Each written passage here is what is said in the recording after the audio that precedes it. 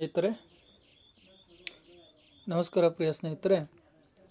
ಇಂದು ನಾವು ಹೊಸ ಪ್ರಯತ್ನವನ್ನು ಮಾಡ್ತಾ ಇದ್ದೀವಿ. ಈ ಹೊಸ ಪ್ರಯತ್ನವೇ ಪ್ರಚಲಿತ ಘಟನೆಗಳು. ಪ್ರತಿದಿನವೂ ಬರುವಂತಹ ಪೇಪರ್ ಕಟ್ಟಿಂಗ್ಗಳನ್ನು, ಪ್ರತಿದಿನದಲ್ಲಿ ಬರುವಂತಹ ಪೇಪರ್ ಕಟ್ಟಿಂಗ್ಗಳ ಪ್ರಚಲಿತ ಘಟನೆಗಳ ಕುರಿತು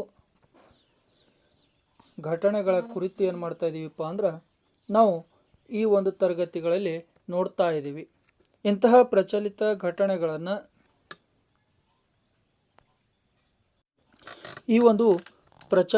ಘಟನೆಗಳನ್ನು ಕುರಿತು ಅಭ್ಯಾಸ ಮಾಡೋಣ.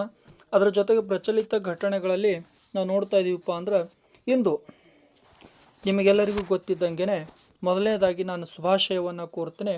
ವಿಶ್ವ ಪರಿಸರ ದಿನ ಜೂನ್ 5 ವಿಶ್ವ ಪರಿಸರ ದಿನ, ವರ್ಲ್ಡ್ ಎನ್ವೈರ್ನ್ಮೆಂಟ್ ಡೇಗೆ ಶುಭಾಶಯಗಳನ್ನು ಕೋರಿಕೊಳ್ಳುತ್ತಾ, ಮೊದಲನೇದಾಗಿ ನೋಡ್ರಿ,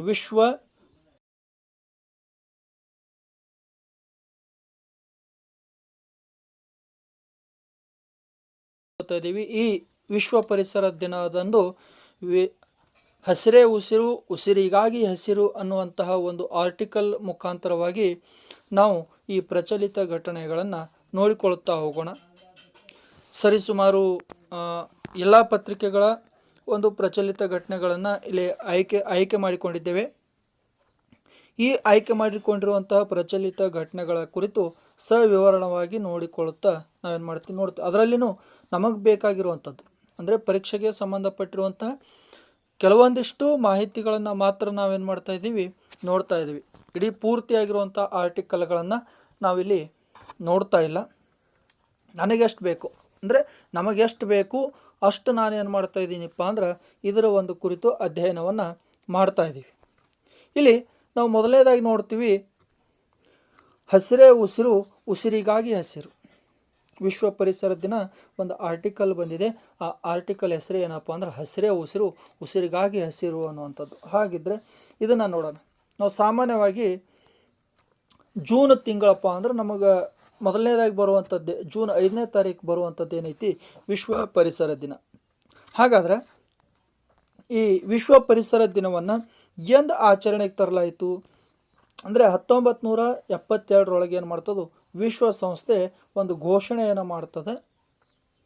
ಆ ಒಂದು ಘೋಷಣೆಯ ತದನಂತರ 1973 ಜೂನ್ 5 ಏನು ಮಾಡ್ತೀವಿ, ಪ್ರತಿ ವರ್ಷ ಈ ದಿನವನ್ನು ವಿಶ್ವ ಪರಿಸರ ದಿನವನ್ನಾಗಿ ಆಚರಣೆ ಮಾಡ್ತಾ ಬಂದೀವಿ.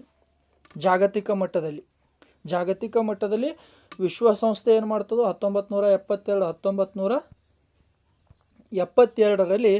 ತನ್ನ ಒಂದು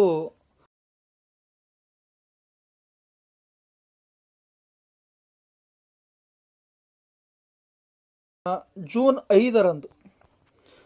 5 ಏನು ಮಾಡ್ತೀವಿ, ನಾವು ಪ್ರತಿ ವರ್ಷವೂ ವಿಶ್ವ ಪರಿಸರ ದಿನವನ್ನಾಗಿ ಆಚರಣೆ ಮಾಡ್ತಾ ಬಂದಿದ್ದೀವಿ ಅಂತ ಹೇಳ್ತೀವಿ. ನೋಡೋಣ ಹಾಗಾದರೆ ಈ ಒಂದು ತರಗತಿಯಲ್ಲಿ ಏನದಪ್ಪ, ವಿಶ್ವ ಪರಿಸರ ದಿನವನ್ನು ನೋಡ್ತಾ ಇದ್ದಂಗೆ ಇದು ಒಂದು ಮಟ್ಟದಲ್ಲಿ ತಿಳ್ಕೊಂಡ್ವಿ. ಈ ಒಂದು ಆರ್ಟಿಕಲ್ನಲ್ಲಿ ವಿಶ್ವ ಪರಿಸರ ದಿನ ಯಾಕೆ ಬೇಕಾಗ್ತೀವಿ, ಯಾಕೆ ಆಚರಣೆ ಮಾಡ್ತೀವಪ್ಪ ಅಂದ್ರೆ, ನಾವು ಸಾಮಾನ್ಯವಾಗಿ ವಾಯು ಮಾಲಿನ್ಯವನ್ನು ನೋಡ್ತೀವಿ, ಜಲಮಾಲಿನ್ಯವನ್ನು ನೋಡ್ತೀವಿ. ಅದನ್ನೊಂದಿಗೆ ಶಬ್ದ ಮಾಲಿನ್ಯ ಅಂತೇಳಿ, ಮಾಲಿನ್ಯಗಳಲ್ಲಿ ಎಷ್ಟು ಪ್ರಕಾರಗಳಾಗಿವೆ ಅಂತೇಳಿ 3 ಪ್ರಕಾರದ ಮಾಲಿನ್ಯಗಳನ್ನು ನಾವು ನೋಡ್ತಾ ಹೋಗ್ತೀವಿ. ಒಂದು ವಾಯು ಮಾಲಿನ್ಯ, ಒಂದು ಜಲ ಮಾಲಿನ್ಯ, ಒಂದು ಶಬ್ದ ಮಾಲಿನ್ಯ ಅಂತ 3 ಪ್ರಕಾರದ ಮಾಲಿನ್ಯಗಳಿದಾವು. ಆ 3 ಪ್ರಕಾರದ ಮಾಲಿನ್ಯಗಳಲ್ಲೇ ಇನ್ನೂ ಒಂದು ಯಾವುದಾಗಿದೆಪ್ಪ ಅಂದರೆ, ಈ ನಾವು ಪ್ರಚಲಿತವಾಗಿರುವಂಥ ಸಮಸ್ಯೆಪ್ಪ ಅಂದ್ರೆ ಪರಿಸರ ಸಮಸ್ಯೆ.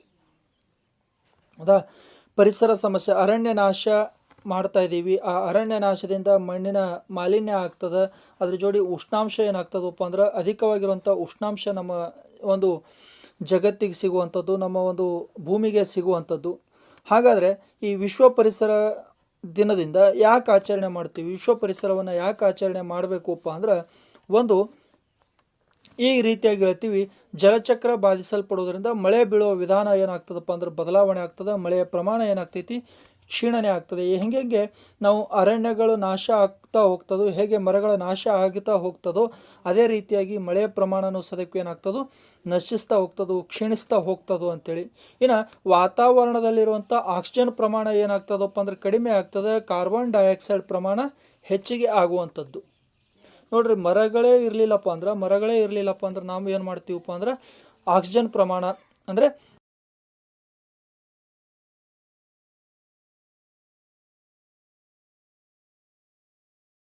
ಹೆಚ್ಚಿಗೆ ಆಗ್ತದ ಅನ್ನುವಂಥ ಒಂದು ಮಾಹಿತಿಯನ್ನು ಪಡೆದೆವು. ಅದ್ರ ಜೊತೆಗೆ ಇನ್ನೂ ಒಂದೇನು ಹೇಳ್ತೀವಿ ಅಂದ್ರೆ ಹವಾಮಾನದಲ್ಲಿರುವಂಥ ತಾಪಮಾನ ಹೆಚ್ಚಾಗಿ ಏನಾಗ್ತೈತಿ, ಹಸಿರು ಮನೆ ಪರಿಣಾಮ ಉಂಟಾಗ್ತದೆ. ಹವಾಮಾನದಲ್ಲಿ ತಾಪಮಾನ ಹೆಚ್ಚಾದಂತೆ ಅಂದ್ರೆ ಬಿಸಿಲು ಹೆಚ್ಚಾದಂತೆ, ಉಷ್ಣಾಂಶ ಹೆಚ್ಚಾದಂತೆ ಏನಾಗ್ತೈತಿಪ್ಪ ಅಂದ್ರೆ ಈ ಹಸಿರು ಮನೆ ಪರಿಣಾಮ ಉಂಟಾಗ್ತದೆ ಅಂತ ಹೇಳ್ತೀವಿ. ಇನ್ನು ಮಣ್ಣಿನ ಸವಕಳಿ ಏನಾಗ್ತದೋ ತೀವ್ರವಾಗಿ ಭೂಮುಖಿಯನ್ನು ಕುಸಿತ ಉಂಟಾಗ್ತದೆ. ನೋಡಿ, ಒಂದು ಮರ ಇತ್ತಪ್ಪ ಅಂದ್ರೆ ಆ ಮರದ ಬೇರೆ ಏನು ಮಾಡ್ತದೋ ಆ ಮಣ್ಣನ್ನು ಗಟ್ಟಿಯಾಗಿ ಹಿಡಿದುಕೊಳ್ಳುವಂಥದ್ದು.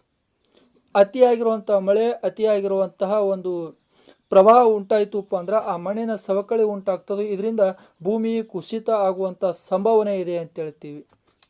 ಇನ್ನು ಮರ ಇರಲಿಲ್ಲಪ್ಪ ಅಂದ್ರೆ ಮಳೆ ಬರುವುದಿಲ್ಲ.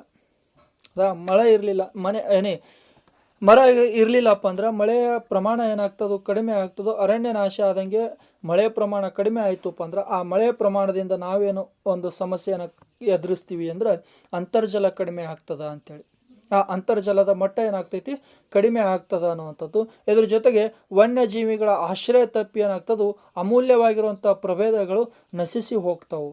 ಅತಿಯಾಗಿರುವಂಥ ಕಾಡಿನ ನಾಶ ಮಾಡುವುದರಿಂದ ಮನುಷ್ಯ ತನಗೆ ಬೇಕಾಗಿರುವಂತಹ ಮನೆಗಳನ್ನು ಕಟ್ಟಿಕೊಳ್ಳುವುದರ ಮುಖಾಂತರವಾಗಿ ನಗರೀಕರಣ ಮಾಡುವುದರ ಒಂದು ಭರಾಟೆಯಲ್ಲಿ ಏನು ಮಾಡ್ತಾ ಇದ್ದೀವಿ, ಅರಣ್ಯವನ್ನು ನಾಶ ಮಾಡ್ತಾ ಇದ್ದೀವಿ. ಆ ಅರಣ್ಯದಲ್ಲಿರುವಂತಹ ಅತ್ಯಮೂಲ್ಯವಾಗಿರುವಂತಹ ಒಂದಿಷ್ಟು ಅಮೂಲ್ಯ ಪ್ರಭೇದಗಳೇನಾಗ್ತದ ನಶಿಸ್ತದ. ಅಮೂಲ್ಯವಾಗಿರುವಂಥ ಆ ಪ್ರಭೇದಗಳು ನಾಶ ಆಗ್ತದೋ ಅಂತೇಳಿ ಒಂದು ಹಂತದಲ್ಲಿ ನೋಡ್ತೀವಿ. ಇನ್ನು ಪರಿಸರದಲ್ಲಿರುವಂಥ ಸಮತೋಲನ ಏನಾಗ್ತೈತಿ, ಕಡಿಮೆ ಆಗ್ತದ. ಪರಿಸರದ ಸಮತೋಲನ ಏನಾಗ್ತದಪ್ಪ ಅಂದ್ರೆ ಏರುಪೇರು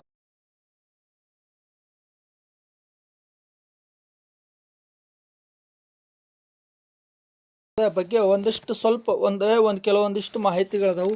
ಆ ಮಾಹಿತಿ ಏನಪ್ಪ ಅಂದ್ರೆ 1973ರಿಂದ ನಾವೇನು ಮಾಡ್ತಿದ್ದೀವಿಪ್ಪ ಅಂದ್ರೆ ವಿಶ್ವ ಪರಿಸರ ದಿನಾಚರಣೆಯನ್ನು 1973 ಅಥವಾ ಕೆಲವೊಂದು ಕಡೆ ಏನದಪ್ಪ ಅಂದ್ರೆ 74 ಅಂತ ಹೇಳಿದೆ. ಹಾಗಾದರೆ 73 ಮತ್ತು 74ರಿಂದ ನಾವೇನು ಮಾಡ್ತೀವಿ, ಪ್ರತಿ ವರ್ಷ ಜೂನ್ 5 ವಿಶ್ವ ಪರಿಸರ ದಿನಾಚರಣೆಯನ್ನಾಗಿ ಆಚರಣೆ ಮಾಡ್ತೀವಿ ಅನ್ನೋದು ಸಹಜವಾಗಿ ಎಲ್ಲರಿಗೂ ಗೊತ್ತದ. ಹಾಗಾದರೆ 2021 ವಿಶ್ವ ಪರಿಸರ ದಿನಾಚರಣೆಯನ್ನು 2021 ವಿಶ್ವ ಪರಿಸರ ದಿನಾಚರಣೆಯನ್ನು ಆಯೋಜನೆ ಮಾಡ್ತಾ ಇರುವಂಥ ದೇಶ ಯಾವುದು ಅಂದ್ರೆ ಈ ಪಾಕಿಸ್ತಾನ ಏನು ಮಾಡ್ಲಿಕ್ಕತ್ತದು 2021 ವಿಶ್ವ ಪರಿಸರ ದಿನಾಚರಣೆಯನ್ನು ಆಯೋಜನೆ ಮಾಡುವಂಥ ದೇಶ ಆಗಿದೆ. ಹಾಗಾದರೆ ಈ ಒಂದು ಧ್ಯೇಯ ವಾಕ್ಯ 2021 ಇಲ್ಲಿ ನೋಡಿ, 2021 ಧ್ಯೇಯ ವಾಕ್ಯ ಏನಪ್ಪ ಅಂದ್ರೆ ಪರಿಸರ ವ್ಯವಸ್ಥೆ ಪುನರ್ಸ್ಥಾಪನೆ, ಮರುರೂಪಿಸೋಣ, ಮರುಸೃಷ್ಟಿಸೋಣ ಮತ್ತು ಪುನಃಸ್ಥಾಪಿಸೋಣ. ನೋಡ್ರಿ, ಪರಿಸರ ವ್ಯವಸ್ಥೆಯ 2021 ಪರಿಸರ ದಿನದ ಧ್ಯೇಯ ವಾಕ್ಯ ಏನಪ್ಪ ಅಂದ್ರೆ ಪರಿಸರ ವ್ಯವಸ್ಥೆಯ ಪುನರ್ಸ್ಥಾಪನೆ, ಮರುರೂಪಿಸೋಣ, ಮರುಸೃಷ್ಟಿಸೋಣ ಮತ್ತು ಪುನಃಸ್ಥಾಪಿಸೋಣ ಅನ್ನುವಂತಹ ಒಂದು ಧ್ಯೇಯ ವಾಕ್ಯದೊಂದಿಗೆ ಈ 2021 ಪರಿಸರ ದಿನಾಚರಣೆಯನ್ನು ನಾವೇನು ಮಾಡ್ತಾ ಇದ್ದೀವಿ, ಆಚರಣೆ ಮಾಡ್ತಾ ಇದ್ದೀವಿ ಅಂತ. ಇನ್ನು ತದನಂತರ ನಾವು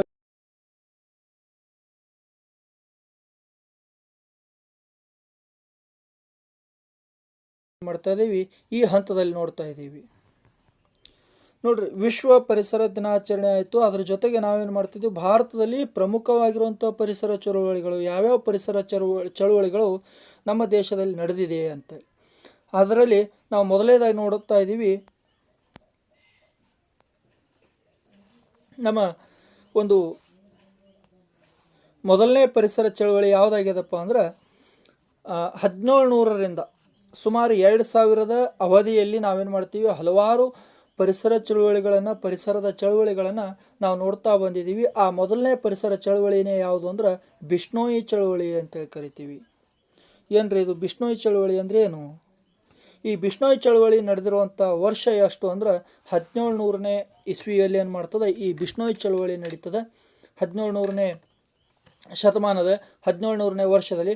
ಅದರಲ್ಲಿ ಎಲ್ಲಿ ಅದಪ್ಪ ಅಂದ್ರೆ ಕರ್ಜಾಲಿ ಅನ್ನುವಂಥ ಸ್ಥಳ. ಈ ಕರ್ಜಾಲಿ ಅನ್ನುವಂಥ ಸ್ಥಳ ಎಲ್ಲಿ ಬರ್ತದೆ ಅಂದ್ರೆ ಮಾರ್ವಾರ್ ಅನ್ನುವಂಥ ಪ್ರದೇಶದಲ್ಲಿ ಬರ್ತದೆ. ಈ ಮಾರ್ವಾರ್ ಪ್ರದೇಶ ಎಲ್ಲಿ ಬರ್ತದಪ್ಪ ಅಂದ್ರೆ ರಾಜಸ್ಥಾನ ಅನ್ನುವಂಥ ರಾಜ್ಯದಲ್ಲಿ ಬರ್ತದೆ. ಇದರ ನಾಯಕತ್ವವನ್ನು ವಹಿಸಿಕೊಂಡಂಥವ್ರು ಯಾರಪ್ಪ ಅಂದ್ರೆ ಅಮೃತಾ ದೇವಿ ಅನ್ನೋಂಥವ್ರು.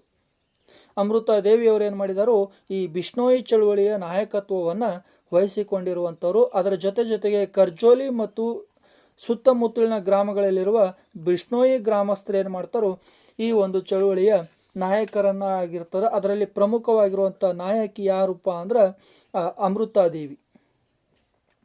ಹಾಗಾದರೆ ಈ ಪರಿಸರ ಚಳುವಳಿ ಯಾಕೆ ನಡೀತು? ಇದರ ಗುರಿ ಏನಪ್ಪ ಅಂದ್ರೆ ಅಲ್ಲಿರುವಂಥ ರಾಜ ಏನು ಮಾಡ್ತಾನೋ ಒಂದು ಅರಮನೆಯನ್ನು ಕಟ್ಟಿಸ್ತಿರ್ತಾನೋ, ಹೊಸದಾಗಿರುವಂಥ ಅರಮನೆಯನ್ನು ಕಟ್ಟಿಸುವ ಸಲುವಾಗಿ ಏನು ಮಾಡ್ತಾನೋ ಆ ಬಿಷ್ಣೋಯಿ ಗ್ರಾಮದ ಸುತ್ತಮುತ್ತಲಿನ ಅರಣ್ಯವನ್ನು ನಾಶ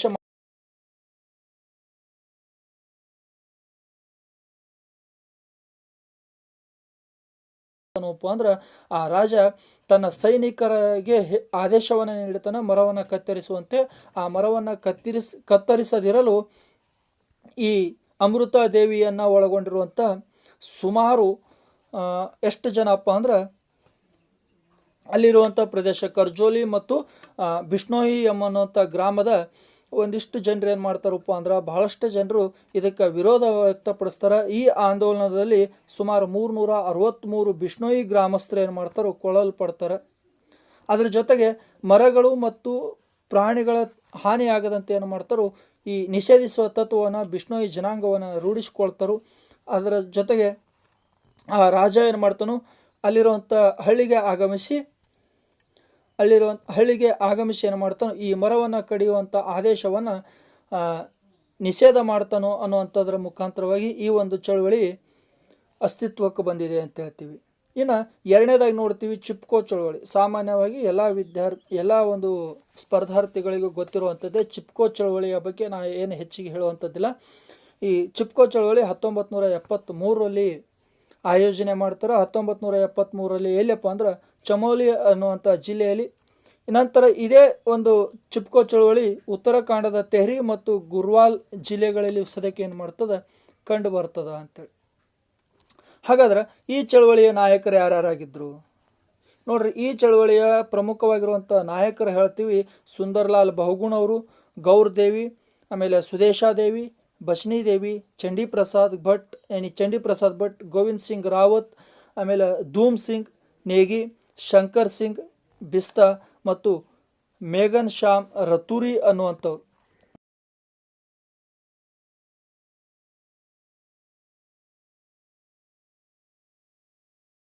ಹಾಗಾದ್ರೆ ಚಿಪ್ಕೋ ಚಳುವಳಿಯ ಉದ್ದೇಶ ಏನು, ಇದ್ರ ಗುರಿ ಏನಾಗಿತ್ತಪ್ಪ ಅಂದ್ರೆ ಹಿಮಾಲಯನ ಇಳಿಜಾರಿನಲ್ಲಿರುವಂತಹ ಮರಗಳನ್ನು ಏನು ಮಾಡ್ತಿದ್ರು ಕಾಡಿನ ಗುತ್ತಿಗೆದಾರರ ಕೊಡುಗುಗಳಿಂದ ರಕ್ಷಿಸುವುದು. ಹಿಮಾಲಯದಲ್ಲಿ ಇಳಿಜಾರುವಾಗಿರುವಂಥದ್ದು ಈ ಹಿಮಾಲಯ ಇತ್ತಪ್ಪ ಅಂದ್ರೆ ಈ ಹಿಮಾಲಯದ ಇಳಿಜಾರು ಪ್ರದೇಶದಲ್ಲಿ ಏನಿತ್ತಪ್ಪ ಅಂದ್ರೆ ಕಾಡುಗಳಿದ್ದು ಆ ಕಾಡಿನ ಗುತ್ತಿಗೆದಾರರು ಏನು ಮಾಡ್ತಿದ್ರು ಆ ಕೊಡಲಿಗಳಿಂದ ಮರಗಳನ್ನು ರಕ್ಷಣೆ ಮಾಡೋ ಸಲುವಾಗಿ ಈ ಒಂದು ಚಿಪ್ಕೋ ಚಳುವಳಿಯನ್ನು ಪ್ರಾರಂಭ ಮಾಡ್ತಾರ ಅಂತ ಹೇಳ್ತೀವಿ. ಹಾಗಾದರೆ ಈ ಸುಂದರ್ಲಾಲ್ ಬಹುಗುಣ್ ಅವರು ಏನು ಮಾಡ್ತಾರೋ ನೋಡ್ರಿ. ಸುಂದರ್ಲಾಲ್ ಬಹುಗುಣ್ ಅವರು ಏನು ಮಾಡ್ತಾರಪ್ಪ ಅಂದ್ರೆ ಪರ್ವತ ಪ್ರದೇಶಗಳಲ್ಲಿ ಮಳೆ ಮತ್ತು ಶುದ್ಧ ಗಾಳಿ ನೀಡುವ ಮಣ್ಣಿನ ಸವೆತವನ್ನು ನಿಯಂತ್ರಿಸುವ ಮರಗಳನ್ನು ಮಹತ್ವವನ್ನು ಗ್ರಾಮಸ್ಥರಿಗೆ ತಿಳಿಸಿ ಹೇಳ್ತಾರೆ. ಅದರ ಜೊತೆಗೆ ಚಳುವಳಿಗೆ ಚಾಲನೆಯನ್ನು ನೀಡ್ತಾರೆ. ಈ ಚಿಪ್ಕೋ ಚಳುವಳಿಗೆ ಚಾಲನೆ ನೀಡಿರುವಂಥ ವ್ಯಕ್ತಿ ಯಾರಪ್ಪ ಅಂತ ಹೇಳಿ ಕೇಳ್ತೀವಿ ಅಂದ್ರೆ ಸುಂದರ್ಲಾಲ್ ಬಹುಗುಣ್ ಅವರು. ಇವ್ರು ಏನು ಮಾಡ್ತಾರೆ ತೆಹ್ರಿ ಮತ್ತು ಗುರ್ನಾಲ್ ಅಡ್ವಾಣಿ ಗ್ರಾಮದ ಮಹಿಳೆಯರು ಏನು ಮಾಡ್ತಾರೆ ಕಾಡುಗಳ ಸುತ್ತಲೂ ಪವಿತ್ರವನ್ನು ದಾರವನ್ನು ಕಟ್ತಾರೆ. ಹೆಂಗೆ ಈ ಆಲದ ಮರದ ಸುತ್ತಲೂ ಏನು ಮಾಡ್ತೀವಿ ಆ ದಾರವನ್ನು ಕಟ್ತೀವಿ. ಆ ದಾರವನ್ನು ಕಟ್ಟೋದ್ರ ಜೊತೆಗೆ ಏನು ಮಾಡ್ತೀವಪ್ಪ ಅಂದ್ರೆ ಆ ಮರಗಳನ್ನು ಕಡಿಯುವುದರ ವಿರೋಧ ಮಾಡ್ತಾರೆ. ಮರಗಳನ್ನು ಏನು ಮಾಡ್ತಾರಪ್ಪ ಅಂದ್ರೆ ಅಪ್ಪಿಕೊಂಡು ಏನು ಮಾಡ್ತಾರೋ ಈ ಮರ ಕಡಿಯುವುದರ ಒಂದು ವಿರುದ್ಧವಾಗಿ ಹೋರಾಟ ಮಾಡ್ತಾರ ಅಂಥೇಳಿ ಇಲ್ಲಿ ನೋಡ್ತೀವಿ. ಇನ್ನು ಈ ಚಿಪ್ಕೋ ಚಳವಳಿಯ ಇದನ್ನೇ ಏನು ಮಾಡ್ತೀವಿ, ಈ ಮರಗಳನ್ನು ತಬ್ಬಿಕೊಂಡು ಅಥವಾ ಮರಗಳಿಗೆ ದಾರವನ್ನು ಕಟ್ಟಿ ಅದನ್ನೇನು ರಕ್ಷಣೆ ಮಾಡ್ತಾರಲ್ಲ, ಆ ರಕ್ಷಣೆಯನ್ನು ಮಾಡುವುದರಿಂದನೇ ಏನಾಗ್ಯದಪ್ಪ ಅಂದ್ರೆ ಇದಕ್ಕೆ ಚಿಪ್ಕೋ ಚಳವಳಿ ಅನ್ನುವಂಥ ಒಂದು ಹೆಸರು ಬಂದಿದೆ ಅಂತೇಳಿ. ಇನ್ನು 1972ರ ಪರಿಸ್ಥಿತಿಯಲ್ಲಿ ಏನಾಗ್ಯದಪ್ಪ ಅಂದ್ರೆ ಪರಿಶೀಲಿಸಿದ ಸಮಿತಿ ಅಂತಿಮವಾಗಿ ಗ್ರಾಮಸ್ಥರ ಪರವಾಗಿನೇ ಏನು ಮಾಡ್ತೈತಿ, ಆ ಒಂದು ಆದೇಶವನ್ನು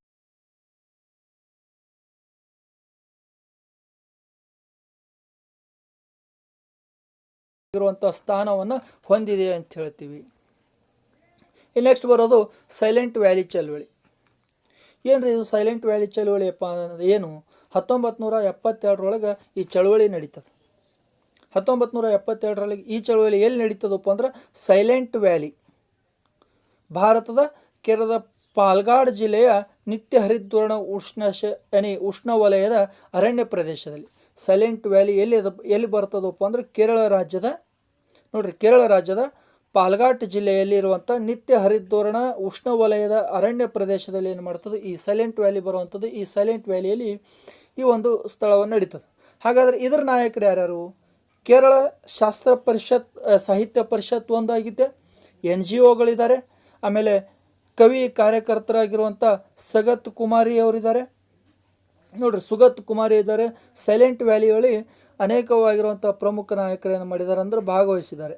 ಹಾಗಾದರೆ ಈ ಸೈಲೆಂಟ್ ವ್ಯಾಲಿಯ ಗುರಿ ಏನಾಗಿತ್ತು ಅಪ್ಪ ಅಂದ್ರೆ ಸೈಲೆಂಟ್ ಕಣಿವೆಯನ್ನು ರಕ್ಷಿಸುವ ಸಲುವಾಗಿ. ಸೈಲೆಂಟ್ ಕಣಿವೆಯನ್ನು ಏನು ಮಾಡ್ಬೇಕು, ನಾವು ರಕ್ಷಣೆ ಮಾಡಬೇಕು. ತೇವಾಂಶವುಳ್ಳ ನಿತ್ಯ ಹರಿದ್ವರ್ಣ ಕಾಡು ಜಲವಿದ್ಯುತ್ ಯೋಜನೆಯಿಂದ ನಾಶವಾಗದಂತೆ ನೋಡಿಕೊಳ್ಳುವುದು.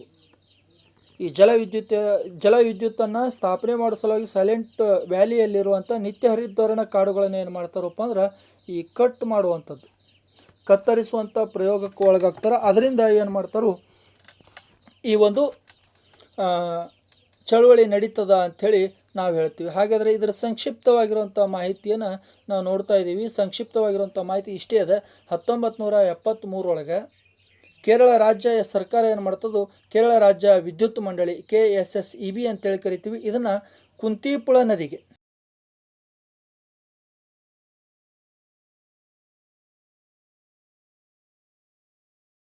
ಮುಂದಾಗ್ತದೆ. ಎಲ್ಲಿ ಮುಂದಾಗ್ತದಪ್ಪ ಅಂದ್ರೆ ಕುಂತಿಪುಳ ನದಿಗೆ. ನೋಡ್ರಿ, ಕುಂತಿಪುಳ ನದಿಗೆ ಏನು ಮಾಡ್ತದಪ್ಪ ಅಂದ್ರೆ ಒಂದು ಜಲವಿದ್ಯುತ್ ಅಣೆಕಟ್ಟನ್ನು ನಿರ್ಮಾಣ ಮಾಡ್ಲಿಕ್ಕೆ ಮುಂದಾಗ್ತದೋ.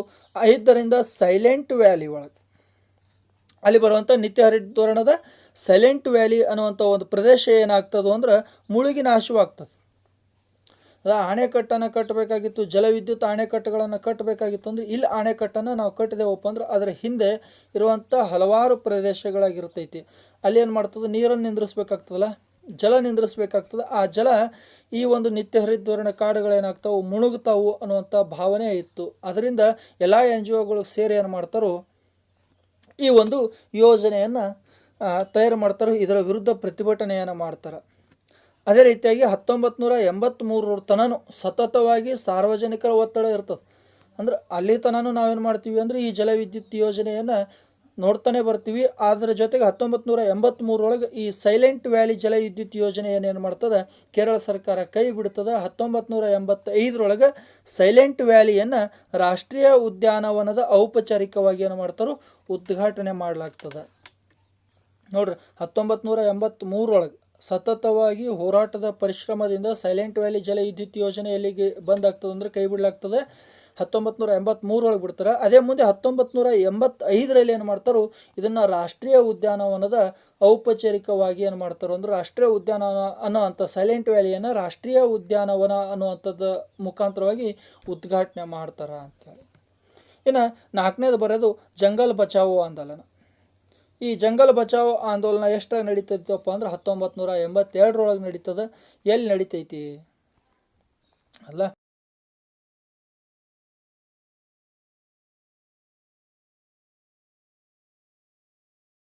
ಸಿಗ್ಬೋಮ್ ಜಿಲ್ಲೆಯೊಳಗೆ ಈ ಒಂದು ಚಳುವಳಿ ನಡೆಯುವಂಥದ್ದು. ಇದು ಸಿಗ್ಬೋಮ್ ಬುಡಕಟ್ಟು ಜನಾಂಗದವರು ಏನು ಮಾಡ್ತಾರೆ, ಇದರ ನಾಯಕವನ್ನು ಹೊಂದಿರ್ತಾರೆ. ಇದರ ನಾಯಕತ್ವವನ್ನು ಹೊಂದಿರೋದು ಯಾವುದು, ಸಿಗ್ಬೋಮ್ ಬುಡಕಟ್ಟು. ಹಾಗಾದರೆ ಇದ್ರ ಗುರಿ ಏನಪ್ಪ ಅಂದ್ರೆ ನೈಸರ್ಗಿಕವಾಗಿರುವಂಥ ಸಾಲ್ಮರಣ್ಯವನ್ನು, ನೋಡ್ರಿ, ಇದರ ಗುರಿ ಏನಾಗಿರ್ತದೆ, ನೈಸರ್ಗಿಕವಾಗಿರುವಂಥ ಸಾಲ್ ಅರಣ್ಯವನ್ನು ತೇಗದೊಂದಿಗೆ ಬದಲಾಯಿಸುವ ಸರ್ಕಾರಗಳ ನಿರ್ಧಾರದ ವಿರುದ್ಧ. ಈ ಸಾಲ್ ಅರಣ್ಯಗಳು ಬರ್ತಾವೆ ಇಲ್ಲಿ, ಈ ಒಂದು ಬಿಹಾರದ ಪ್ರದೇಶಗಳಲ್ಲಿ ಸಾಲ್ ಅರಣ್ಯಗಳ ಪ್ರದೇಶ ಬರ್ತದಲ್ಲ, ಅದನ್ನು ಏನು ಮಾಡ್ತಾರಪ್ಪ ಅಂದ್ರೆ ತೇಗದೊಂದಿಗೆ ಬದಲಾಯಿಸುವುದು. ಸಾಲು ಮರಗಳನ್ನು ತೇಗದ ಮರಗಳೊಂದಿಗೆ ಬದಲಾಯಿಸುವಂಥ ಸರ್ಕಾರದ ವಿರುದ್ಧ ಏನು ಮಾಡ್ತಾರೋ ಇಲ್ಲಿಯ ಜನರು ಹೋರಾಟ ಮಾಡ್ತಾರ ಅಂತೇಳಿ ನೋಡ್ರಿ.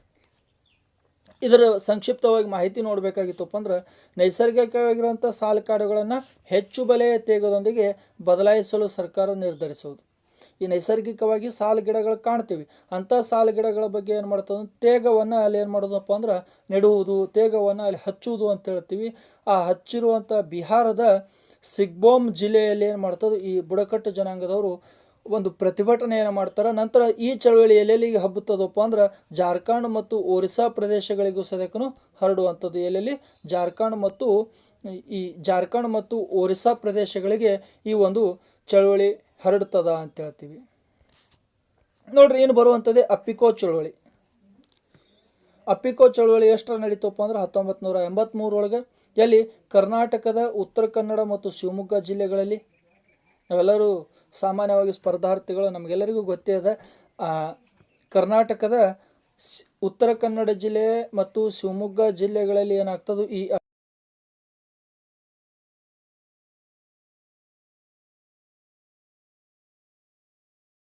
ಚಳವಳಿಯ ಪ್ರಮುಖ ನಾಯಕರು ಯಾರಪ್ಪ ಅಂದ್ರೆ ಪಾಂಡುರಂಗ್ ಹೆಗಡೆ. ಇದರ ಗುರಿ ಏನಾಗಿತ್ತು ಅಂದ್ರೆ ವಾಣಿಜ್ಯ ಕಾರಣಕ್ಕಾಗಿ ನೈಸರ್ಗಿಕ ಅರಣ್ಯಗಳನ್ನು ನಾಶ ಮತ್ತು ಪ್ರಾಚೀನ ಜೀವನೋಪಾಯದ ನಾಶದ ವಿರುದ್ಧ ಚಳವಳಿಯನ್ನು ನಡೆಸ್ತಾರೆ. ವಾಣಿಜ್ಯ ಮಾಡೋ ಸಲುವಾಗಿ, ನಗರೀಕರಣ ಮಾಡೋ ಸಲುವಾಗಿ, ಅಲ್ಲಿರುವಂಥ ಪ್ರದೇಶಗಳ ಕಾರ್ಖಾನೆಗಳನ್ನು ಮಾಡೋ ಸಲುವಾಗಿ ಏನು ಮಾಡ್ತಾರೋ ಅಂದ್ರೆ ನೈಸರ್ಗಿಕವಾಗಿರುವಂಥ ಅರಣ್ಯವನ್ನು ನಾಶ ಮಾಡುವಂಥದ್ದು ಮತ್ತು ಪ್ರಾಚೀನವಾಗಿರುವಂಥ ಜೀವನೋಪಾಯದ ನಾಶವನ್ನು ಏನು ಮಾಡ್ತಾರೋ ಮಾಡೋ ಸಲುವಾಗಿ ಏನು ಮಾಡ್ತಾರೋ ಇಲ್ಲಿ ಈ ಒಂದು ಚಳುವಳಿಯನ್ನು ಪ್ರಾರಂಭ ಮಾಡ್ತಾರೆ. ಈ ಚಳುವಳಿ ಪ್ರಾರಂಭ ಆಯಿತಪ್ಪ ಅಂದ್ರೆ ಈ ಅಪ್ಪಿಕೋ ಚಳುವಳಿಯನ್ನು ಚಿಪ್ಕೋ ಚಳುವಳಿಯ ದಕ್ಷಿಣದ ಆವೃತ್ತಿ ಅಂತೇಳಿ ಕರಿತೀವಿ ನೋಡ್ರಿ. ಅಪ್ಪಿಕೋ ಚಳುವಳಿ ಏನದ ಅಂದ್ರೆ, ಹೇಗೆ ಉತ್ತರ ಭಾರತದಲ್ಲಿ ಚಿಪ್ಕೋ ಚಳುವಳಿ ನಡೆಯುತ್ತೋ ಹಾಗೆ ಅಪ್ಪಿಕೋ ಚಳುವಳಿಯನ್ನು, ಉತ್ತರ ಭಾರತದಲ್ಲಿ ನಡೆಯುವಂಥ ಚಿಪ್ಕೋ ಚಳುವಳಿಯನ್ನು ಅಪ್ಪಿಕೋ ಚಳುವಳಿಯ ದಕ್ಷಿಣದ ಆವೃತ್ತಿ, ದಕ್ಷಿಣದ ಒಂದು ಭಾಗ ಅಂಥೇಳಿ ನೀವು ಏನು ಮಾಡ್ತೀವಿ ಅಂದ್ರೆ ಗುರುತಿಸ್ಕೋತೀವಿ ಅಂತೇಳಿ, ಹೌದಲ್ಲ. ಇನ್ನು ನೆಕ್ಸ್ಟ್ ಅರಣ್ಯ ಏನು ಮಾಡ್ತಾರೋ ಅಂದ್ರೆ ಅಪ್ಪಿಕೋ ಚಳುವಳಿಯ ಉದ್ದೇಶ ಇಷ್ಟೇ, ಮರಗಳನ್ನು ಅಪ್ಪಿಕೊಳ್ಳುವುದು. ಮರ ಕಡಿಲಿಕ್ಕೆ ಬಂದ ಕೂಡಲೇ ಏನು ಮಾಡೋದಪ್ಪ ಅಂದ್ರೆ, ಈ ಮರ ಇತ್ತುಪ್ಪ ಅಂದ್ರೆ ಈ ಮರ ಇತ್ತು ಅಂದ್ರೆ ಮರವನ್ನು ಏನು ಮಾಡ್ತಾನಪ್ಪ ಅಂದ್ರೆ ಮನುಷ್ಯ ಆದಂಥ ಈ ಅಪ್ಪಿಕೊಳ್ಳುವಂಥದ್ದನ್ನು ಈ ಒಂದು ಪದ್ಧತಿ ಅಂತೇಳಿ ಕರಿತೀವಿ, ಅಪ್ಪಿಕೋ ಚಳುವಳಿ ಅಂತೇಳಿನೇ ಗುರುತಿಸ್ಕೊಂಡಿವಿ. ಇನ್ನು ನರ್ಮದಾ ಬಚಾವೋ ಆಂದೋಲನ. ಈ ನರ್ಮದಾ ಬಚಾವೋ ಆಂದೋಲನ ಎಷ್ಟರಲ್ಲಿ ನಡೀತವಪ್ಪ ಅಂದ್ರೆ 1985. ಈ ನರ್ಮದಾ ಸ್ಥಳ ಎಲ್ಲಿದಪ್ಪ ಅಂದ್ರೆ ಗುಜರಾತ್, ಮಧ್ಯಪ್ರದೇಶ್, ಮಹಾರಾಷ್ಟ್ರ ರಾಜ್ಯಗಳ ಮೂಲಕ ಹರಿಯುವ ನರ್ಮದಾ ನದಿ. ನರ್ಮದಾ ನದಿ 3 ರಾಜ್ಯಗಳಲ್ಲಿ ಇರ್ತದೆ. ಎಲ್ಲೆಲ್ಲಿಪ್ಪ ಅಂದ್ರೆ ಗುಜರಾತ್ ಒಂದು, ಮಧ್ಯಪ್ರದೇಶ ಒಂದು ಮತ್ತು ಮಹಾರಾಷ್ಟ್ರ ಜಿಲ್ಲೆಗಳು, ಮಹಾರಾಷ್ಟ್ರ ರಾಜ್ಯ.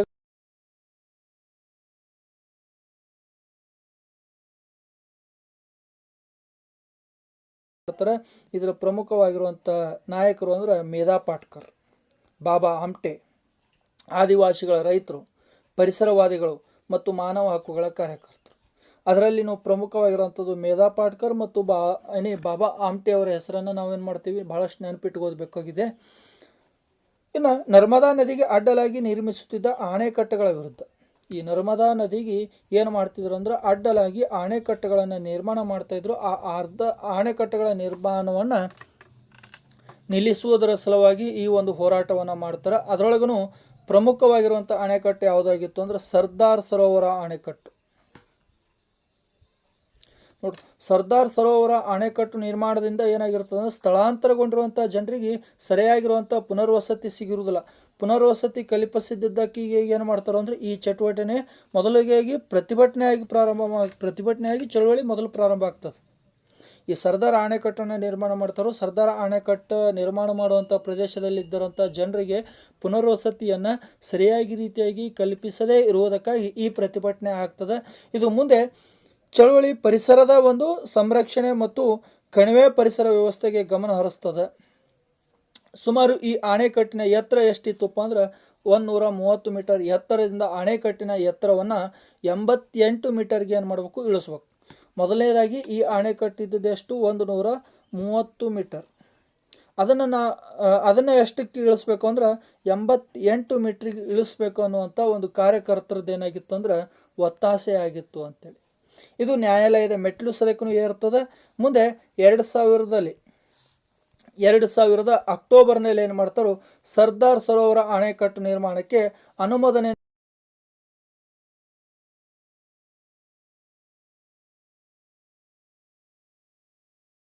ನೊಂದಿಗೆ ತೀರ್ಪನ್ನು ನೀಡುತ್ತದೆ.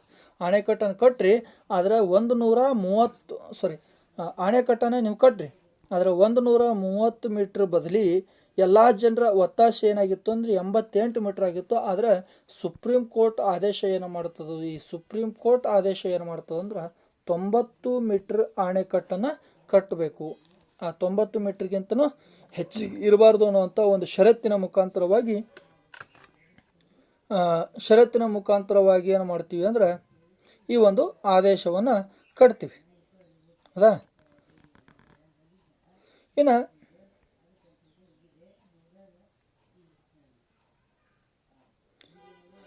ತೆಹರಿ ಅಣೆಕಟ್ಟು ಸಂಗ್ರಹ, ಇನ್ನೊಂದು ಯಾವ್ದು ಬರ್ತದಪ್ಪ ಅಂದ್ರೆ ತೆಹರಿ ಅಣೆಕಟ್ಟು ಸಂಘರ್ಷ. ಇದು ಎಷ್ಟಾಗ್ತದೆ ಅಂದ್ರೆ 1999 ಆಗ್ತದೆ. ಉತ್ತರಾಖಂಡದ ತೆಹರಿ ಬಳಿಯ ಭಾಗೀರಥಿ ನದಿಗೆ. ನೋಡ್ರಿ, ಈ ತೆಹರಿ ಅಣೆಕಟ್ಟನ್ನು ಎಲ್ಲಿ ನೋಡ್ತೀವಿ ಅಂದ್ರೆ ಭಾಗೀರಥಿ ನದಿಗೆ ನೋಡ್ತೀವಿ. ಭಾಗೀರಥಿ ನದಿ, ಇದರ ನಾಯಕರು ಯಾರಪ್ಪ ಅಂದ್ರೆ ಸುಂದರ್ಲಾಲ್ ಬಹುಗುಣ್ ಅವರು ಇದರ ನಾಯಕತ್ವವನ್ನು ಹೊಂದಿದ್ರು. ಇದರ ಉದ್ದೇಶ ಏನಾಗಿತ್ತು, ಇದರ ಗುರಿ ಏನಾಗಿತ್ತು ಅಂದ್ರೆ ಪಟ್ಟಣ ನಿವಾಸಿಗಳ ಸ್ಥಳಾಂತರ ಮತ್ತು ದುರ್ಬಲ ಪರಿಸರ ವ್ಯವಸ್ಥೆಯ ಪರಿಣಾಮದ ವಿರುದ್ಧ ಏನು ಮಾಡ್ತಾರೆ, ಈ ಪ್ರತಿಭಟನೆಯನ್ನು ಮಾಡ್ತಾರೆ. ಈ ತೆಹರಿ ಅಣೆಕಟ್ಟನ್ನು ಕಟ್ಟಬೇಕಾಗಿತ್ತು. ಭಾಗೀರಥಿಯ ನದಿಗೆ ತೆಹರಿ ಅಣೆಕಟ್ಟನ್ನು ಕಟ್ಟಬೇಕಾಗಿತ್ತು ಅಂದ್ರೆ ಅಲ್ಲಿರುವಂಥ ಪಟ್ಟಣ ನಿವಾಸಿಗಳನ್ನು ಏನು ಮಾಡೋದು, ಸ್ಥಳಾಂತರ ಮಾಡೋದು. ಇದು ಪರಿಸರದ ಪರಿಣಾಮದ ವಿರುದ್ಧವಾಗಿರುವುದರ ಸಲುವಾಗಿ ಈ ಒಂದು ಹೋರಾಟ ನಡೀತೈತಿ ಅಂತೇಳಿ, ಸಂಘರ್ಷ ನಡೀತದೆ. ಇನ್ನು ತೆಹರಿ ಅಣೆಕಟ್ಟು 1980 ಮತ್ತು 1990 ದಶಕಗಳಲ್ಲಿ ರಾಷ್ಟ್ರೀಯ ಗಮನವನ್ನು ಏನು ಮಾಡಿತ್ತು, ಸೆಳೆದಿತ್ತು. ನೋಡ್ರಿ, ಈ ಪ್ರಮುಖ ಆಕ್ಷೇಪಣೆಗಳೇನೇನಿದ್ವು, ಇದರ ಒಂದು ಪ್ರತಿಭಟನೆ ಆಕ್ಷೇಪಣೆಗಳು ಏನೇನಿದ್ವಪ್ಪ ಅಂದ್ರೆ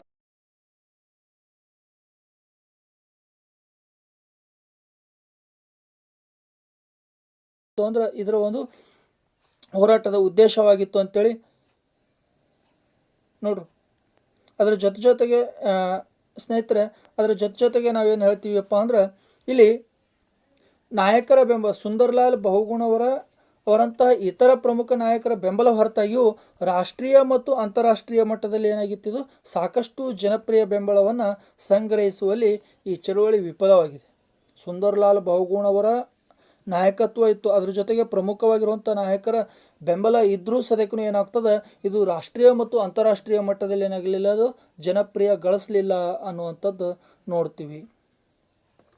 ಇನ್ನು ನೆಕ್ಸ್ಟ್ ನಾವು ಸ್ವಲ್ಪ ಮಾಹಿತಿಯನ್ನು ಇಲ್ಲಿ ನೋಡುವಂಥದ್ದು, ಭೂ ತಾಪಮಾನ ನಿಯಂತ್ರಣ ಏನೈತಪ್ಪ ಅಂದ್ರೆ ಬರೀ ಮಾತು ಹೊರತು ಸಾಧನೆ ಏನಾಗ್ಯದ, ಶೂನ್ಯ ಆಗಿದೆ ಅಂತೇಳಿ.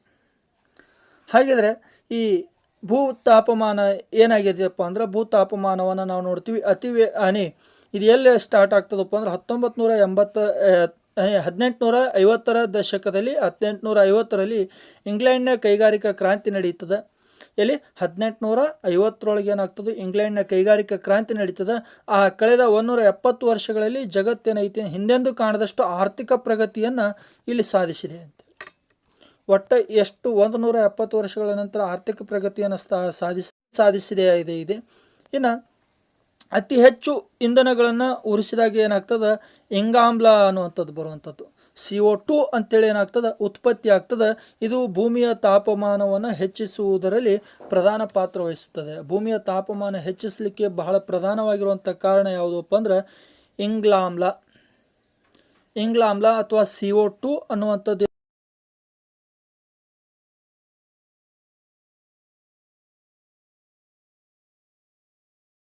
80 pp ಪಾರ್ಟ್ಸ್ ಪರ್ ಮಿಲಿಯನ್. ನೋಡ್ರಿ, 280 ppm ಅಪ್ಪ ಅಂದ್ರೆ ಏನಿಲ್ಲಿ ಪಾರ್ಟ್ಸ್ ಪರ್ ಮಿಲಿಯಮ್ ಅನ್ನುವಂಥದ್ದು. 2019 ಹೊತ್ತಿಗೆ ಎಷ್ಟಾಗಿದೆ ಅಂದರೆ 415 ppm ಆಗಿದೆ. ನೋಡ್ರಿ, ಮೊದಲು ಸುಮಾರು ಎಷ್ಟಿತ್ತು ಅಂದರೆ 280 ppm ಇತ್ತು. 280 PPM ಇದ್ದದ್ದು 2019 ಹೊತ್ತಿಗೆ ಎಷ್ಟಾಗ್ಯದ ಅಂದ್ರೆ 415 PPM ಪಾರ್ಟ್ ಪರ್ ಮಿಲಿಯನ್ ಅನ್ನುವಂಥ ಮುಟ್ಟಿದೆ ಅಂತೇಳಿ.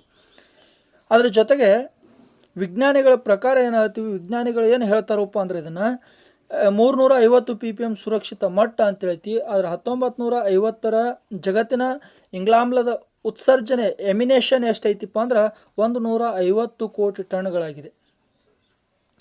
ಯಾವಾಗಿದು 2016ರಲ್ಲಿ 1950ರಲ್ಲಿ ಜಗತ್ತಿನ ಓವರಾಲ್ ಆಗಿ ಇಡೀ ಜಗತ್ತಿನ ಇಂಗಾಲಾಮ್ಲದ ಉತ್ಸರ್ಜನೆ ಎಮಿನೇಷನ್ ಎಷ್ಟಿತ್ತು ಅಂದ್ರೆ 150 ಕೋಟಿ. ಆದರೆ ಇದು 2016 ಹೊತ್ತಿಗೆ 3600 ಕೋಟಿ ಟನ್ಗಳಾಗಿದೆ. ಅಂದರೆ ಎಷ್ಟೊಂದು ಒಂದು ಇಂಗಾಲಾಮ್ಲ ಹೊರಗೆ ಬೀಳ್ತಾ ಇದೆ ಅಂಥೇಳಿ ನಾವು ನೋಡ್ತೀವಿ.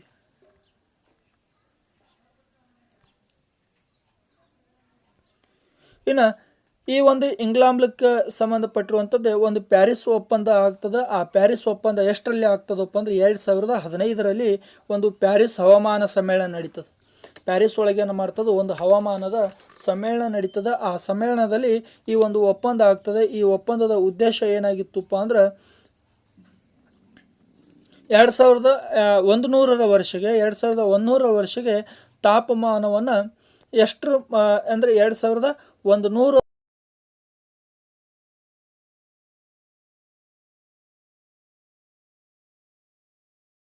ಅಂತ ಹೇಳ್ತೀವಿ. ಅದ್ರ ಜೊತೆಗೆ ಇಲ್ಲಿ 2020 ಡಿಸೆಂಬರ್ 20ರಂದು ಬಿಡುಗಡೆ ಮಾಡಲಾಗಿರುವಂಥ ಯುನೈಟೆಡ್ ನೇಷನ್ ಎನ್ವೈರನ್ಮೆಂಟ್ ಪ್ರೋಗ್ರಾಮ್, ಆಮೇಲೆ ಎಫಿಷಿಯನ್ ಗ್ಯಾಪ್ ರಿಪೋರ್ಟ್ ಪ್ರಕಾರ ಪ್ಯಾರಿಸ್ ಒಪ್ಪಂದದ ವೈಫಲ್ಯ ಬಗ್ಗೆ ಮತ್ತು ಇನ್ನಷ್ಟು ಏನೈತಿ ಅಂದ್ರೆ ಹೆಚ್ಚಿಗೆ ಆಗ್ತದೆ. 2016ರಿಂದ 2020 ಕಾಲಾವಧಿಯಲ್ಲಿ ಶಾಖವರ್ಧಕ ಅನಿಲಗಳ ಉತ್ಸರ್ಜನೆ ಏನಾಗುವಂಥದ್ದು ಕಡಿಮೆ ಆಗುವಂಥ ಬದಲು ಏನಾಗ್ತೈತಿ, ಹೆಚ್ಚಿಗೆ ಆಗ್ಲಿಕ್ಕತ್ತಿದೆ ಅಂಥೇಳಿ ಅನ್ನುವಂಥ ಒಂದು ವರದಿಯನ್ನು ಏನು ಮಾಡ್ತದೆ, ಅದು ನೀಡುವಂಥದ್ದು.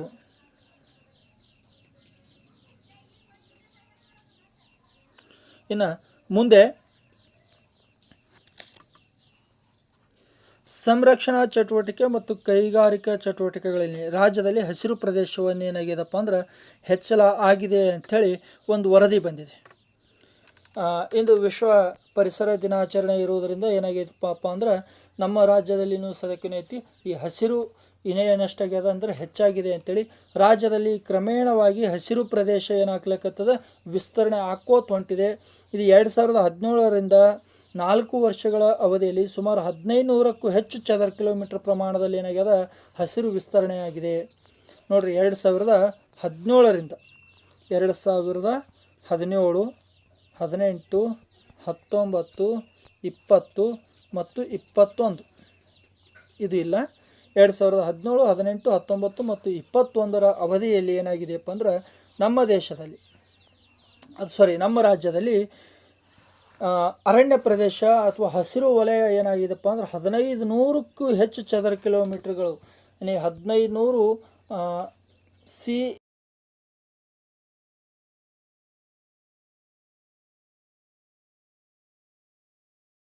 ನೀಡಿದೆ.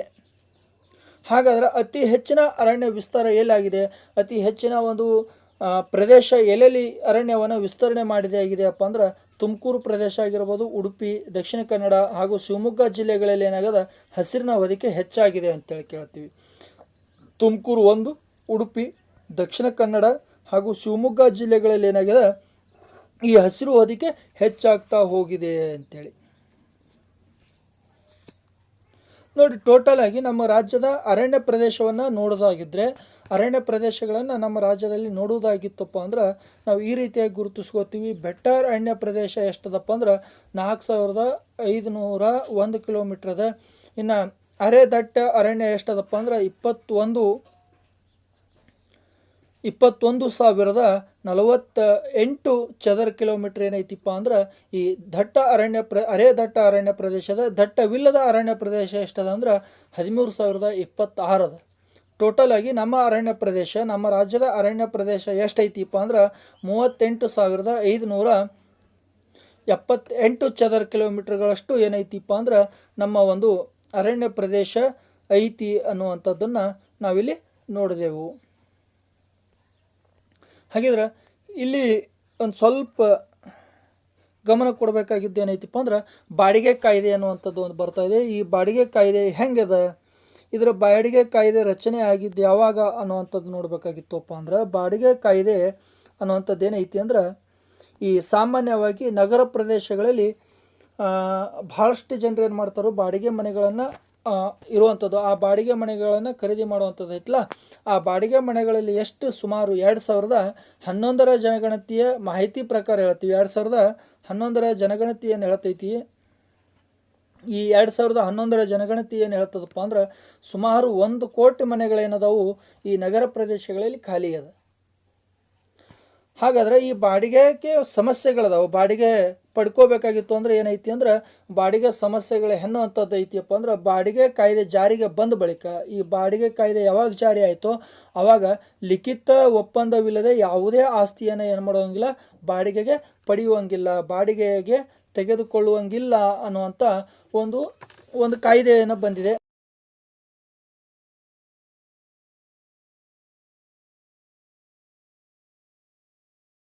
ಮನೆ ಮಾಲೀಕರು ಏನದಾರಪ್ಪ ಅಂದ್ರೆ ಒಂದು 10 ತಿಂಗಳು ಬಾಡಿಗೆ ಕೊಡ್ತಿದ್ರು ಅಂದ್ರೆ, 10 ತಿಂಗಳು ಮನೆ ಬಾಡಿಗೆ ಕೊಡ್ತಿದ್ರು ಅಂದ್ರೆ ಕೇವಲ 2 ತಿಂಗಳದ್ದು ಅಡ್ವಾನ್ಸನ್ನು ಏನು ಮಾಡ್ಬೇಕು, ಅವರು ಪಡಿಬೇಕು ಅನ್ನುವಂಥ ಒಂದು ನಿಯಮ ಇಲ್ಲಿ ಜಾರಿಗೊಳ್ತಾ ಇದೆ.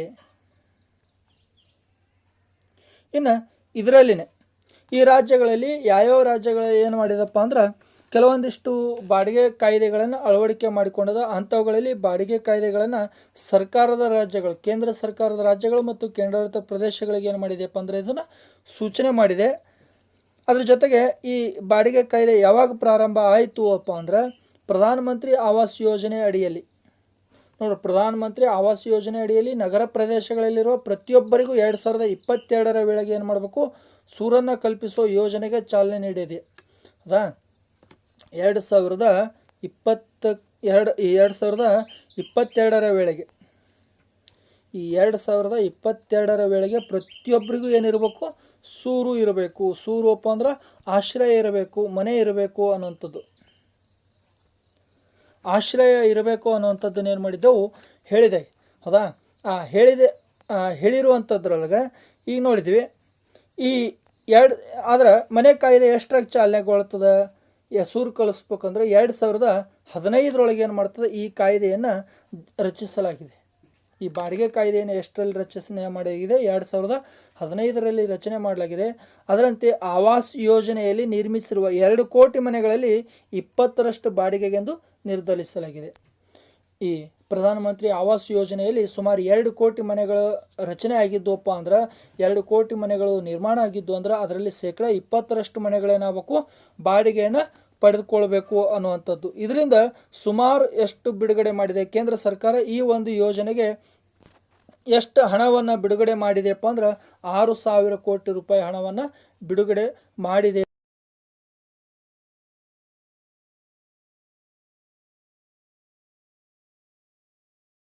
ಪದ್ಧತಿ ಏನದಪ್ಪ, ಹೊಸ ಪದ್ಧತಿ ಅನ್ನೋಕ್ಕೇನು ಇಲ್ಲಿ ಏನು ಹೇಳ್ತೀವಿ ಅಂದ್ರೆ ಬಾಡಿಗೆದಾರರ ನಡುವಿನ ವ್ಯಾಜ್ಯಗಳನ್ನು ವಿವಾದಾತ್ಮಕ ತ್ವರಿತ ಪರಿಹಾರಕ್ಕಾಗಿ ರಾಜ್ಯಗಳೇನು ಮಾಡಬೇಕು, ಒಂದು ಬಾಡಿಗೆ ಪ್ರಾಧಿಕಾರ ನ್ಯಾಯಾಲಯವನ್ನು ಇಲ್ಲಿ ನಿರ್ಮಾಣ ಮಾಡುವಂಥದ್ದು.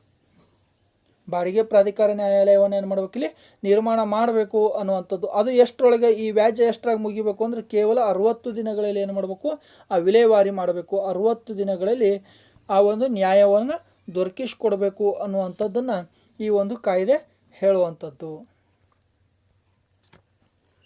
ಇನ್ನು ನೌಕಾಪಡೆಗೆ ಏನು ಮಾಡ್ತೀವಿ, ದೇಸಿ ನಿರ್ಮಿತ ಸಬ್ಮರೀನ್ಗಳನ್ನು ತೆಗೆದುಕೊಳ್ಬೇಕು ಅನ್ನುವಂಥ ಒಂದು ಯೋಜನೆಗೆ ಇಲ್ಲಿ ಭಾರತ ಸರ್ಕಾರ ಮುಂದಾಗಿದೆ.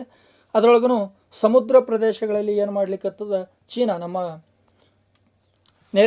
ನೆರೆಯ ರಾಷ್ಟ್ರವಾಗಿರುವಂಥ ಚೀನಾ ಏನು ಮಾಡ್ಲಿಕ್ಕತ್ತದು, ತನ್ನದೇ ಆಗಿರುವಂಥ ಒಂದಿಷ್ಟು ತನ್ನದೇ ಆಗಿರುವಂಥ ಒಂದು ಪ್ರಾಬಲ್ಯವನ್ನು ಸಾಧಿಸ್ಲಿಕ್ಕತ್ತದ ಸಮುದ್ರದ ಮೇಲೆ. ಅಂತಹ ಒಂದು ಚೀನಾಕ್ಕೆ ಸೆಡ್ ಹೊಡಿಬೇಕಾಗಿತ್ತಪ್ಪ ಅಂದ್ರೆ ನಮ್ಮ ಹತ್ರನೂ ಏನಾಗಿರಬೇಕು, ಅತ್ಯಾಧುನಿಕ ರಕ್ಷಣಾ ಒಂದು ಆಯುಧಗಳು ಬೇಕಲ್ಲ, ಆ ರಕ್ಷಣಾ ಆಯುಧಗಳನ್ನು ಪಡೆಯುವ ಸಲುವಾಗಿ ಏನು ಮಾಡ್ಲಿಕ್ಕತ್ತದು, ಈ ರಕ್ಷಣಾ ಸಚಿವಾಲಯ ನೌಕಾಪಡೆಗೆ ಇನ್ನಷ್ಟು ಏನು ಮಾಡ್ಲಿಕ್ಕತ್ತದ, ಜಲಾಂತರ್ಗಾಮಿ ಸಬ್ ಮೆರಿನ್ಗಳನ್ನು ನೀರಿನ ಒಳಗೆ ಅಥವಾ ಸಮುದ್ರದ ಒಳಗೆ ಕಾರ್ಯಾಚರಣೆ ಮಾಡುವಂಥ ಹಡಗುಗಳನ್ನು ಏನು ಮಾಡ್ಲಿಕ್ಕತ್ತದ, ಕೊಂಡುಕೊಳ್ಳಲಿಕ್ಕೆ ಅವಕಾಶವನ್ನು ಮಾಡಿಕೊಟ್ಟಿದೆ. ಅದ್ರಾಗ ಈ ಸಬ್ಮೆರಿನ್ಗಳನ್ನು ಹೆಂಗೆ ಮಾಡಿದೆ ಅಂದರೆ, ಮೊದಲ ಹಂತದಲ್ಲಿ 6 ದೇಶಿ ನಿರ್ಮಿತ ಸಾಂಪ್ರದಾಯಿಕ ಸಬ್ಮೆರಿನ್ಗಳನ್ನು ಸಿದ್ಧಗೊಳಿಸಲಾಗಿದೆ. ಮೊದಲನೇ ಹಂತದಲ್ಲಿ ಫಸ್ಟ್ ಸ್ಟೆಪ್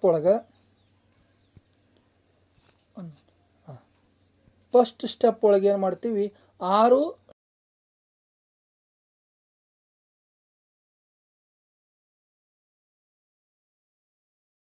ಕೊಳ್ಳಲಿಕ್ಕೆ ಎಷ್ಟು ವ್ಯಸ್ತಿ ಆಗ್ತದೆಪ್ಪ ಅಂದ್ರೆ 43,000 ಕೋಟಿ. 43,000 ಕೋಟಿ ಏನು ಮಾಡಿದ್ದೀವಿ ಇಲ್ಲಿ ಯೋಜನೆಗೆ ಒಪ್ಪಿಗೆ ನೀಡಿದೆ. ಹೌದಾ? ಅದ್ರ ಜೊತೆಗೆ ಇಲ್ಲಿ ಏನು ಮಾಡ್ಲಿಕ್ಕತ್ತದ, ಹಡಗುಗಳ ನಿರ್ಮಾಣವನ್ನು ವಿದೇಶಿ ಸಹಭಾಗಿತ್ವದಲ್ಲಿ ನಡೆಸ್ತೀವಿ. ದೇಶಿ ಹಡಗುಗಳೇ, ಆದರೆ ದೇಶಿ ಹಡಗುಗಳ ಆ ನಿರ್ಮಾಣ ಯೋಜನೆಯನ್ನು ಮಾಡ್ಲಿಕ್ಕತ್ತೀವಿ ವಿದೇಶಿ ಸಹಭಾಗಿತ್ವದಲ್ಲಿ. ವಿದೇಶಿ ಕಂಪ್ನಿಗಳು ನಮ್ಮ ಭಾರತಕ್ಕೆ ಬಂದು, ಈ ಫಾರಿನ್ ಕಂಪ್ನಿಗಳೇನು ಮಾಡ್ತಾವು ನಮ್ಮ ಇಂಡಿಯಾಕ್ಕೆ ಬಂದು ಏನು ಮಾಡ್ತೀವಿ, ಇಲ್ಲೇ ನಮ್ಮ ಪ್ರದೇಶದಲ್ಲಿ ಹಡಗುಗಳನ್ನು ನಿರ್ಮಾಣ ಮಾಡುವಂಥ ಕಾರ್ಯಕ್ಕೆ ಮುಂದಾಗಿದೆ ಅಂತ ಹೇಳ್ತೀವಿ. ಹಾಗಾದರೆ ಒಟ್ಟು ಸಾಮಗ್ರಿಗಳನ್ನು ಖರೀದಿಸಲಿಕ್ಕೆ ಅಥವಾ ನಾನಾ ಮಿಲಿಟರಿ ಯೋಜನೆಗಳಾಗಿರ್ಬೋದು, ಆಯುಧಗಳಾಗಿರ್ಬೋದು, ಸಾಮಗ್ರಿಗಳ ತಯಾರಿಕೆಗೆ ನಮ್ಮ ರಾಷ್ಟ್ರ ಎಷ್ಟು ಕೋಟಿ ಅನುದಾನವನ್ನು, ಎಷ್ಟು ಕೋಟಿ ಒಂದು ಬಂಡವಾಳವನ್ನು ಹೂಡಿಕೆ ಮಾಡ್ತಾ ಇದೆಯಪ್ಪ ಅಂದ್ರೆ 6,800 ಕೋಟಿ ಬಂಡವಾಳವನ್ನು ರಕ್ಷಣಾ ಸಚಿವಾಲಯ ಹೂಡಿಕೆ ಮಾಡಿದೆ. ಆ ರಕ್ಷಣಾ ಸಚಿವರು ಯಾರದಾರಪ್ಪ ಅಂದ್ರೆ ರಾಜನಾಥ್ ಸಿಂಗ್ ಅದಾರ. ಹೌದಾ? ಹಾಗಾದರೆ ಏನಿದು ಜಲಾಂತರ್ಗಾಮಿ ಯೋಜನೆ? ಈ ಜಲಾಂತರ್ಗಾಮಿ ಯೋಜನೆ ಅನ್ನುವಂಥದ್ದು ಏನೈತಿಪ್ಪ ಅಂದ್ರೆ, ಬಂಡವಾಳ ಕ್ರೋಢೀಕರಣ ಸಮಿತಿಯವರು, ರಕ್ಷಣಾ ಸಚಿವಾಲಯದ ಬಂಡವಾಳ ಕ್ರೋಢೀಕರಣ ಸಮಿತಿಯವರು DAC. ಹೌದಾ? ಈ DAC ಅವ್ರು ಏನು ಮಾಡ್ಲಿಕ್ಕತ್ತಾರಪ್ಪ ಅಂದ್ರೆ P75 ಇಂಡಿಯಾ, P75 ಇಂಡಿಯಾ ಹೆಸರಿನ ಯೋಜನೆಯನ್ನು ಸ್ಥಳೀಯ ತಂತ್ರಜ್ಞಾನವನ್ನು ಅಳವಡಿಸಿಕೊಳ್ಳುವುದರ ಮುಖಾಂತರವಾಗಿ 6 ಜಲಾಂತರ್ಗಾಮಿ ನೌಕೆಗಳನ್ನು ಏನು ಮಾಡೋದು, ನಿರ್ಮಾಣಗಳನ್ನು ಮಾಡುವುದು ಅಂಥೇಳಿ ಹೇಳಿದ್ದಾರೆ. ಹಾಗಾದರೆ ಈ 6 ನಿರ್ಮಾಣಗಳನ್ನು ಎಷ್ಟು ಅವಧಿ ಒಳಗೆ ಮಾಡ್ತೀವಿ? ಮೊದಲನೇ ಹಂತದಲ್ಲಿ 6 ಸಬ್ಮೆರಿನ್ಗಳ ನಿರ್ಮಾಣ ಆಗಬೇಕಾಗಿತ್ತು.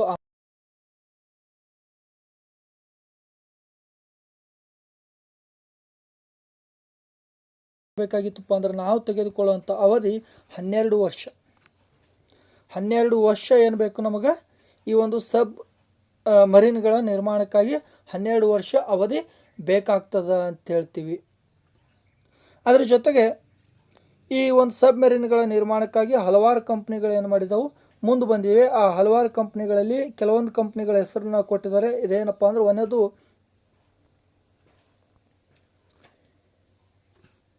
ಒಂದು ನಿಮಿಷ, ಒಂದೇದೇನಂದ್ರೆ L&T ಮತ್ತು ಮಸ್ಗೋನಸ್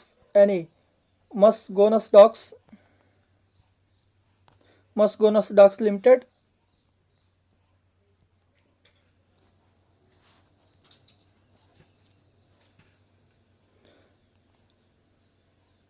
L&T ಮತ್ತು ಮಸ್ಗೋಲನ್ ಡಾಕ್ಸ್ ಲಿಮಿಟೆಡ್ ಅದರ ಜೊತೆಗೆ ಪ್ರಸ್ತಾವನೆ ಸಲ್ಲಿಸಿದೆ ಅಂತೇಳಿ. ಅದ್ರ ಜೊತೆಗೆ ಇನ್ನೊಂದು ಯಾವ್ಯಾವಪ್ಪ ಅಂದ್ರೆ ರೋಸೋಬೊರೋನ್ ಎಕ್ಸ್ಪೋರ್ಟ್, ಇದು ಎಲ್ಲೈತಿ ರಷ್ಯಾ ಕಂಪ್ನಿ ಅದ. ದಕ್ಷಿಣ ಕೊರಿಯಾ ಕಂಪನಿ. ಆಮೇಲೆ ಥೈಸ್ಕ್ರೋಪ್ ಮರೀನ್ ಸಿಸ್ಟಮ್ ಜರ್ಮನಿ ಕಂಪ್ನಿದು. ಅದ್ರ ಜೊತೆಗೆ ನವಂತಿಯಾ ಸ್ಪೇನ್ ಕಂಪನಿ ಮತ್ತು ನೊವೆಲಾ ಗ್ರೂಪ್ ಫ್ರಾನ್ಸ್ದವ್ರು ಏನು ಮಾಡಿದ್ದಾರೆ, ಈ ಅಂತಿಮ ಪಟ್ಟಿಯಲ್ಲಿರುವಂಥ ಕಂಪ್ನಿಗಳದಾವು. ಈ 6 ಕಂಪ್ನಿಗಳಲ್ಲಿ ಒಂದು ಕಂಪ್ನಿಗೆ ನಾವೇನು ಮಾಡ್ತೀವಪ್ಪ ಅಂದ್ರೆ, ಈ ಕಂಪ್ನಿಗಳಲ್ಲಿ 6 ಸಬ್ಮರೀನ್ಗಳನ್ನು ನಿರ್ಮಾಣ ಮಾಡಲಿಕ್ಕೆ ಒಂದು ಕಂಪ್ನಿಗೆ ನಾವೇನು ಮಾಡ್ತೀವಿ, ಒಂದು ಒಡಂಬಡಿಕೆಯನ್ನು ಮಾಡ್ಕೋತೀವಿ ಅಂಥೇಳಿ ಹೇಳ್ತೀವಿ. ಟೋಟಲ್ ಆಗಿ ಎಷ್ಟು ಹೊಸ ಸಬ್ಮರೀನ್ಗಳನ್ನು ನಾವು ತೆಗೆದುಕೊಳ್ಬೇಕಾಗಿದೆಯಪ್ಪ ಅಂದ್ರೆ 24 ಹೊಸ ಸಬ್ಮರೀನ್ಗಳನ್ನು ನಿರ್ಮಾಣ.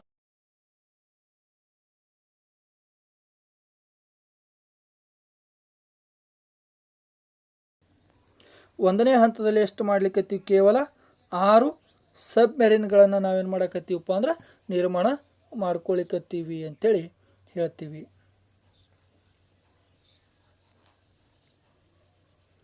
ಪ್ರಸ್ತುತ ನಮ್ಮ ಬಳಿ ಎಷ್ಟು ಸಬ್ಮೆರಿನ್ಗಳದಾವು, ಎಷ್ಟು ನಮ್ಮ ಭಾರತದಲ್ಲಿ ಪ್ರಸ್ತುತವಾಗಿ 15 ಸಬ್ಮೆರಿನ್ ನೌಕೆಗಳನ್ನು ಏನು ಮಾಡ್ತೀವಿ ಕಾಣ್ತೀವಿ. ಆ 15 ಸಬ್ಮೆರಿನ್ ಜಲಾಂತರ್ಗಾಮಿ ನೌಕೆಗಳಲ್ಲಿ 2 ಹಡಗುಗಳೇನದಾವು ಅಂದ್ರೆ ಅಣ್ವಸ್ತ್ರಗಳನ್ನು ಹೊಂದಿದೆ.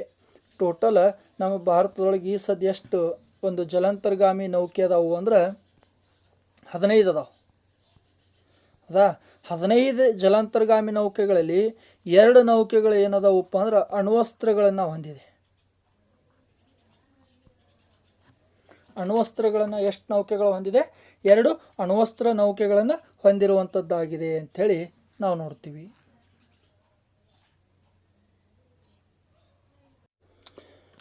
ಮುಂದೆ ಸ್ನೇಹಿತರೆ, ನಾವು ಇವಾಗ ನೋಡ್ತಾ ಇದ್ದೀವಿ ಸೌರಮಂಡಲದಲ್ಲಿ ಸೂರ್ಯನಕ್ಕಿಂತ 10 ಪಟ್ಟು ಹೆಚ್ಚು ಶಕ್ತಿಶಾಲಿಗಳನ್ನು ಉತ್ಪಾದನೆ ಮಾಡುವಂಥದ್ದು ಅಥವಾ ಕೃತಕ ಸೂರ್ಯನನ್ನೇ ಉತ್ಪಾದನೆ ಮಾಡೋದು. ಹೌದು ಗಡಿಯ ಇರಬೇಕಿಂತ ಯಾರು ಮಗ್ಲಿಕಿನ ರಾಷ್ಟ್ರ ಚೀನಾದವರು. ಚೀನಾದವ್ರು ಏನು ಮಾಡ್ಲಿಕ್ಕತ್ತಾರಪ್ಪ ಅಂದ್ರೆ ಸೂರ್ಯನೇ ಊಟ ಹಾಕ್ಲಕ್ಕತ್ತಾರಂತವ್ರು. ಬಾಪ್ಪರ ಗಂಡು ಮಕ್ಕಳು ಚಾಲು ಮಾಡ್ಯಾರ ನೋಡ್ರಿ ಹೆಂಗದ. ಹೊಸ ಸೂರ್ಯ ಅಂತ ಇದ್ದು ಸೂರ್ಯ ಬ್ಯಾಸ್ರಾಗೇನ ಹೊಸ ಸೂರ್ಯ ಚಾಲು ಮಾಡೋರು. ನೋಡ್ರಿ ಹೊಸ ಸೂರ್ಯನನ್ನು ನೋಡಮ್ಮ. ಈಗ ಕೃತಕ ಸೂರ್ಯನನ್ನು ಏನು ಮಾಡ್ಲಿಕ್ಕತ್ತಾರ ಚೀನಾ ಒಂದು ವಿಜ್ಞಾನಿಗಳು ಕಂಡುಕೊಳ್ಳಕತ್ತಿದ್ದಾರೆ. ಕೃತಕ ಸೂರ್ಯನನ್ನು ಏನು ಮಾಡೋದು ತಯಾರು ಮಾಡುವಂಥದ್ದು. ಈ ಕೃತಕ ಸೂರ್ಯನನ್ನು ಸೃಷ್ಟಿಗೆ ತಯಾರು ಮಾಡಬೇಕಾಗಿತ್ತಪ್ಪ ಅಂದ್ರೆ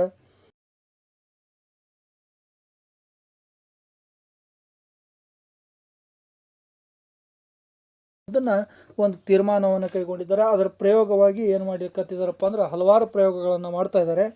ಆ ಸೃಷ್ಟಿಗೆ ಯಾರಾದಾರಂದ್ರೆ ಎಕ್ಸ್ಪಿರಿಮೆಂಟಲ್ ಅಡ್ವಾನ್ಸ್ಡ್ ಸೂಪರ್ ಕಂಡಕ್ಟಿಂಗ್ ಟೋಕ್ಮ್ಯಾಕ್ ಇಸ್ಟ್ ಅನ್ನುವಂಥ ಒಂದು ಪ್ರಯೋಗವನ್ನು ವಿಜ್ಞಾನಿಗಳು ಕೈಗೊಂಡಿದ್ದಾರೆ.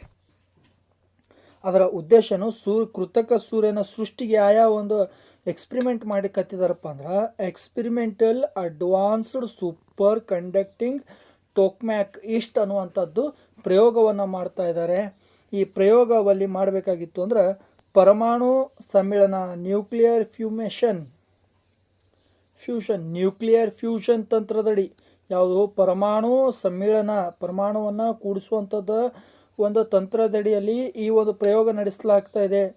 ಆ ಪ್ರಯೋಗದಲ್ಲಿ ಪ್ಲಾಸ್ಮಾ ನೋಡ್ರಿ, ಪ್ಲಾಸ್ಮಾ ಎಷ್ಟದಪ್ಪ ಅಂದ್ರೆ 101 ಸೆಕೆಂಡ್ಗಳ ಕಾಲ ಏನು ಮಾಡಿದೆ ಅಂದ್ರೆ ಉರಿದಿದೆ. ಇದು 120 ಮಿಲಿಯನ್ ಡಿಗ್ರಿ ಸೆಲ್ಸಿಯಸ್ನಷ್ಟು ಏನು ಮಾಡಿದೆ ಶಾಖವನ್ನು ಉತ್ಪಾದನೆ ಮಾಡಿದೆ. ಅಂದರೆ ಸೂರ್ಯನಷ್ಟು ಶಾಖವನ್ನು ಉತ್ಪಾದನೆ ಮಾಡಿದೆ ಅಂಥೇಳಿ ಗುರುತಿಸ್ಕೊಂಡಿದೆ. ಇದು 20 ಸೆಕೆಂಡ್ಗಳ ಹೆಚ್ಚುವರಿಯಾಗಿ ಏನು ಮಾಡಿದೆ ಪ್ಲಾಸ್ಮಾ ಉರಿದಿದೆ. ಇದರಿಂದ 160 ಮಿಲಿಯನ್ ಡಿಗ್ರಿ ಸೆಲ್ಸಿಯಸ್ನಷ್ಟು ಏನು ಸಿಕ್ಕದಪ್ಪ ಅಂದ್ರೆ ಶಾಖ. ಅಂದರೆ ಸೂರ್ಯನಿಗಿಂತಲೂ ಹೆಚ್ಚಾಗಿರುವಂಥ ಶಾಖ ಏನಾಗಿದೆ ಈ ಒಂದು ಪ್ರಯೋಗದಲ್ಲಿ ಸಿಕ್ಕಿದೆ. ಮಹತ್ವ ಏನಪ್ಪ ಅಂದ್ರೆ ಹಲವಾರು ಪ್ರಯೋಗಗಳನ್ನು ಮಾಡಿದೆ, ಆದರೆ ಇಷ್ಟು ಮಟ್ಟಿಗೆ ಯಶಸ್ಸನ್ನು ಚೀನಾ ಸಾಧಿಸಿದ್ದಿಲ್ಲ.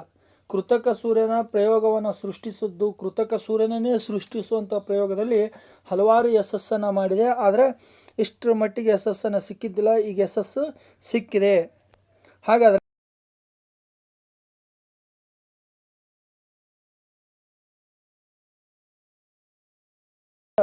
ಹದಿನೇಳರೊಳಗೆ ಭಾಳಷ್ಟು ದೊಡ್ಡದಾಗಿರುವಂಥ ಪ್ಲಾಸ್ಮಾವನ್ನು ಉರಿಸಿದ್ರು.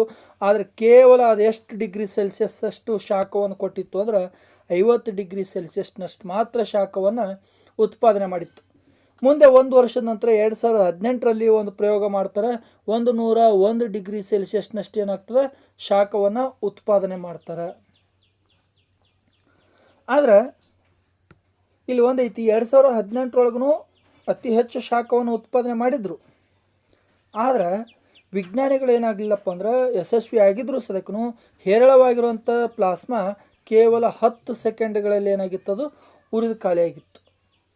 ನೋಡ್ರಿ, 101 ಡಿಗ್ರಿ ಸೆಲ್ಸಿಯಸ್ನಷ್ಟು ಉಷ್ಣಾಂಶ ಪಡೆಯಲು 2008ರೊಳಗೆ ಚೀನಾ ವಿಜ್ಞಾನಿಗಳ ಪ್ರಯತ್ನ ಪಟ್ಟರು. ಅಂದ್ರೆ ಅದು ಕೇವಲ 10 ಸೆಕೆಂಡ್ಗಳಲ್ಲಿ ಇಡೀ ಪ್ಲಾಸ್ಮಾ ಏನಾಗಿತ್ತು ಖಾಲಿಯಾಗಿತ್ತು. ಆದರೆ ಇದೇ ಮೊದಲ ಬಾರಿಗೆ 2020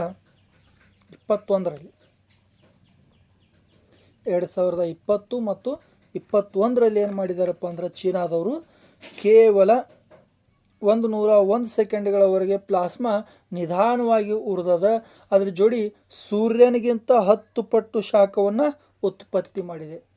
ಸೂರ್ಯ ಎಷ್ಟು ಶಾಖ ಉತ್ಪತ್ತಿ ಮಾಡ್ತಾನೋ ಅದಕ್ಕಿಂತಲೂ 10 ಪಟ್ಟು ಶಾಖವನ್ನು ಏನು ಮಾಡಿದ್ದಾರೆ ಇವರು ಉತ್ಪಾದನೆ ಮಾಡಿದ್ದಾರೆ ಅಂತೇಳಿ.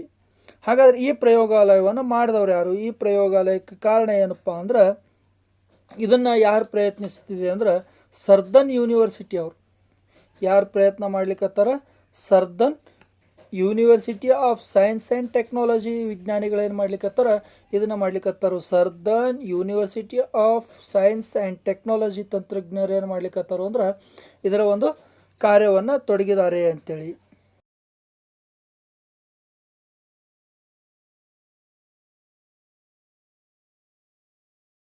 ಬೇಕಾಗಿಲ್ಲ, ನಮಗೆ ಸ್ವಲ್ಪ ಸಣ್ಣದಾಗಿರುವಂಥ ಮಾಹಿತಿಯನ್ನು ಮಾತ್ರ ಇಲ್ಲಿ ಏನು ಮಾಡೋಣ ಅಂದ್ರೆ ಪಡೆಯೋಣ. ಈ ಮಾಹಿತಿ ಉದ್ದೇಶ ಏನೈತಿಪ್ಪ ಅಂದ್ರೆ, ಮಕ್ಕಳ ಆರೈಕೆಗೆ ಫಸ್ಟ್ ಬಸ್ಸನ್ನು ಚಾಲನೆ ಮಾಡಿದ್ದೇವೆ. ಯಾರು? ಕರ್ನಾಟಕ ಗೌರ್ಮೆಂಟ್ದವರು.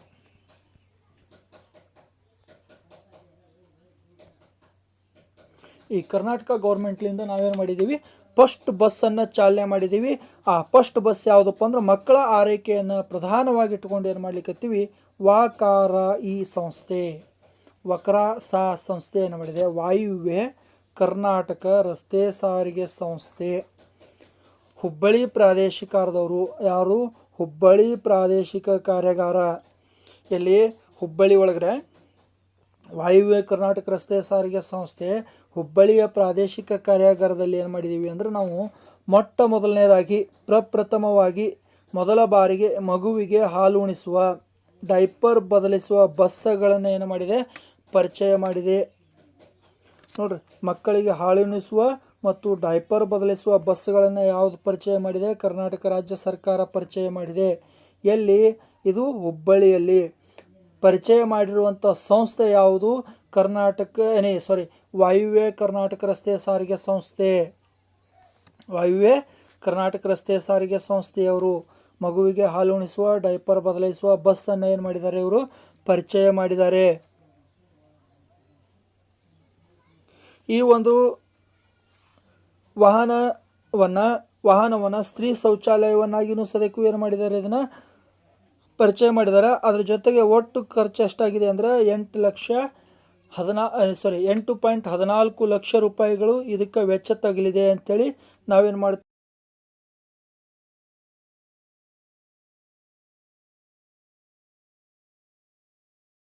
ಶೌಚಾಲಯ ವೆಸ್ಟರ್ನ್ ಮಾದರಿಯಲ್ಲಿವೆ.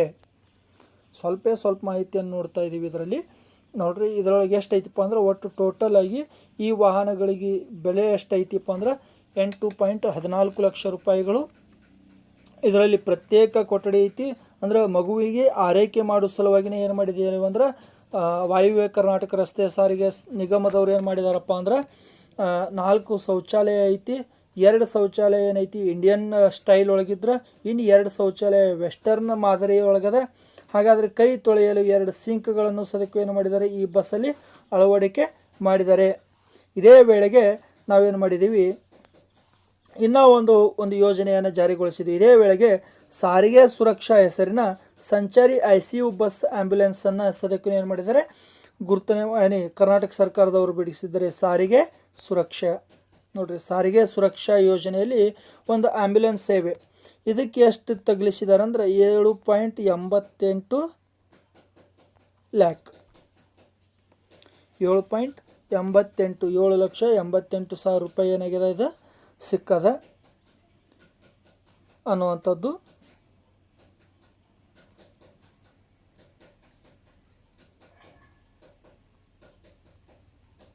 ಇನ್ನು ಮನುಷ್ಯ ಮತ್ತು ಪ್ರಾಣಿಗಳ ಸಂಖ್ಯೆ ಹೆಚ್ಚಳದಿಂದ ಏನಾಗ್ಲಿಕ್ಕತ್ತದ? ಭಾರತದಲ್ಲಿ ನೀರಿನ ಕೊರತೆ ಆಗ್ಲಿಕ್ಕತ್ತದ ಅಂತೇಳಿ ಯಾರು ಹೇಳ್ಯಾರು ಅಂದ್ರೆ ಕೇಂದ್ರ ಪರಿಸರ ಸಚಿವ ಪ್ರಕಾಶ್ ಜಾವಡೇಕರ್ ಅವರು ಅಭಿಪ್ರಾಯಪಟ್ಟಿದ್ದಾರೆ. ಜನಸಂಖ್ಯಾ ಸ್ಫೋಟ, ಅತಿ ಹೆಚ್ಚಿನ ಜನಸಂಖ್ಯೆ ಆಗೋದ್ರಿಂದ ಹಾಗೂ ಪ್ರಾಣಿಗಳ ಸಂಖ್ಯೆ ಹೆಚ್ಚಾಗಿರೋದ್ರಿಂದ ಏನಾಗ್ಲಿಕ್ಕತ್ತದ ಭಾರತದಲ್ಲಿ? ಇಂಡಿಯಾದಾಗ ಏನಾಗ್ಲಿಕ್ಕತ್ತದಪ್ಪ ಅಂದ್ರೆ ಭಾಳಷ್ಟು ನೀರಿನ ಸಮಸ್ಯೆ ಆಗ್ಲಿಕ್ಕತ್ತದ ಅಂತೇಳಿ ಯಾರು ಹೇಳಕತ್ತರು?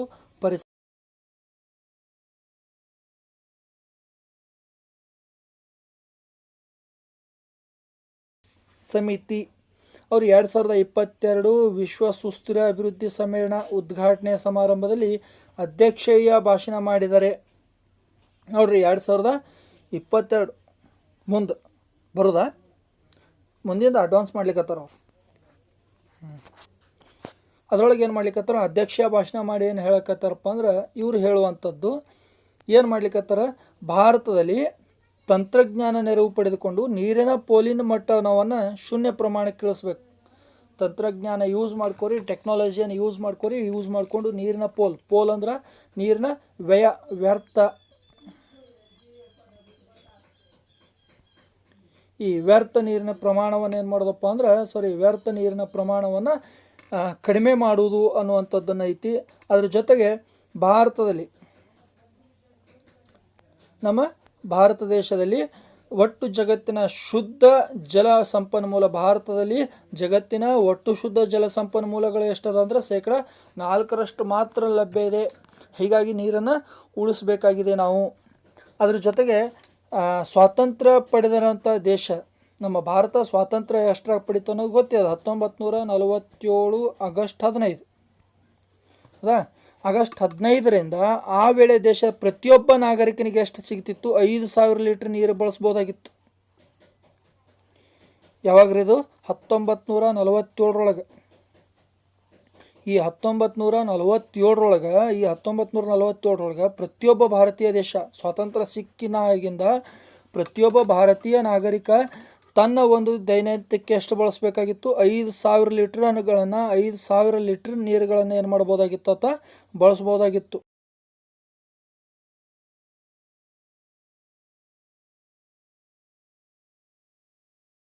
ಎರಡು 2021ರಲ್ಲಿ ಇದರ ಲೀಟರ್ ಮೊತ್ತ ಎಷ್ಟಾಗಿದೆ ಅಂದ್ರೆ 1100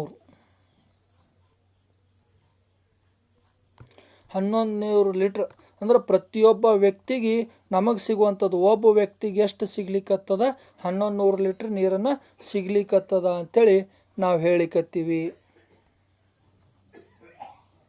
ಅದರ ಜೊತೆಗೆ ನದಿಗಳ ಜೋಡಣೆ ಒಳಪಟ್ಟಿದೆ. ನದಿಗಳು ಒಂದು ನದಿಯಿಂದ ಇನ್ನೊಂದು ನದಿಗೆ ಜೋಡಣೆ ಮಾಡ್ಲಿಕ್ಕತ್ತೀವಿ. ಅದ್ರ ಜೊತೆಗೆ ಉತ್ತರ ಪ್ರದೇಶ ಹಾಗೂ ಮಧ್ಯಪ್ರದೇಶದ ಸರ್ಕಾರಗಳು UP ಪ್ಲಸ್ MP, ಅವು ಗಡಿಗಳೇ ನೋಡ್ರಿ, UP ಪ್ಲಸ್ MP ಯಾವ ನದಿ ಜೋಡಣೆ ಮಾಡ್ಲಿಕ್ಕತ್ತಾರ ಇವರಿಬ್ಬರು ಕೂಡಿ ಅಂದ್ರೆ ಕೇನ್ ಬೆತ್ವಾ ನದಿ ಜೋಡಣೆಗೆ ಒಪ್ಪಂದಕ್ಕೆ ಸಹಿ ಹಾಕಿದೆ. ಯಾವುದದು, ಕೇನ್ ಐತಲ್ಲ, ಈ ನದಿ ಒಪ್ಪಂದಕ್ಕೆ ಏನು ಮಾಡಿದೆ, ಸಹಿ ಹಾಕಿದೆ ಅಂಥೇಳಿ ಹೇಳ್ತೀವಿ. ಯಾವ್ಯಾವುದು, UP and MP, Uttar Pradesh ಮತ್ತು ಮಧ್ಯಪ್ರದೇಶ ಸರ್ಕಾರದವರು ಕೇನ್ ಬೆತ್ವಾ ನದಿಗೆ ಏನು ಮಾಡಿದಾರಪ್ಪ ಅಂದ್ರೆ ನದಿ ಜೋಡಣೆಗೆ ಸಹಿ ಹಾಕಿದ್ದಾರೆ ಅಂಥೇಳಿ ನಾವು ಗುರುತಿಸ್ಕೊಂಡಿದ್ದೀವಿ.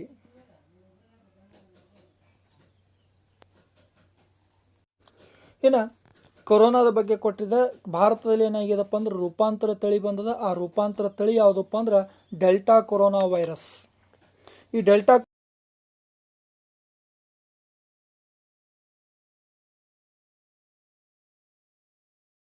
ಪ್ರಭೇದವು ಬ್ರಿಟನ್ನಿನಲ್ಲಿ ವರದಿಯಾಗುತ್ತಿರುವ ಹೆಚ್ಚಿನ ಕೊರೋನಾ ವೈರಸ್ ಸೋಂಕುಗಳ ಪ್ರಕರಣಕ್ಕೆ ಏನಾಗಿದೆಪ್ಪ ಅಂದ್ರೆ ಕಾರಣ ಆಗಿದೆ ಅಂತ ಹೇಳ್ತೀವಿ. ಈ ಮೊದಲು ಬ್ರಿಟನ್ ಒಳಗೆ ಏನಿತ್ತು, ಇಂಗ್ಲೆಂಡ್ನ ಕೆಂಟ್ನಲ್ಲಿ ಮೊದಲು ಏನಾಗಿತ್ತಪ್ಪ ಅಂದ್ರೆ ಪತ್ತೆಯಾಗಿರುವಂಥದ್ದು ಅಲ್ಫಾ ಅನ್ನುವಂಥ ಒಂದು ಕೊರೋನಾ ವೈರಸ್ ಪತ್ತೆಯಾಗಿತ್ತು. ಇದನ್ನು ಈ ವಿಜ್ಞಾನಿಗಳು ಭಾವಿಸಿದ್ರು